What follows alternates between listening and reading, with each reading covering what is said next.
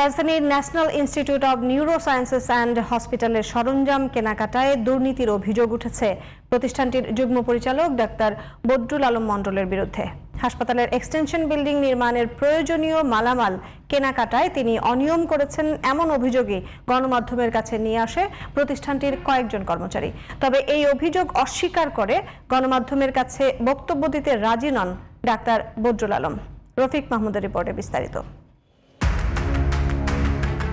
National institute of neurosciences and হসপিটালের একটি সম্প্রসারিত ভবন নির্মাণের অনিয়ম ও দুর্নীতির অভিযোগের খবর নিশ্চিতে হাসপাতালে যায় জিটিভি টিম। ঘটনার সত্যতা যাচাইয়ে সেখানে গিয়ে জানা যায়, অভিযুক্ত ডাক্তার বদরুল আলম মণ্ডল জুলাই গণঅভ্যুত্থানের বিপক্ষে অবস্থান নিয়ে শহীদ মিনারে শান্তি সমাবেশ করেছিলেন।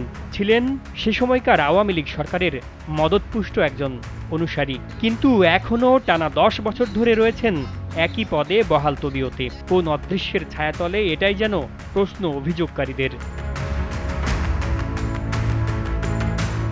অভিযুক্ত যুগ্ম পরিচালক ডাক্তার বদরুল আলম মণ্ডলের দেখা পায় জিটিভি টিম।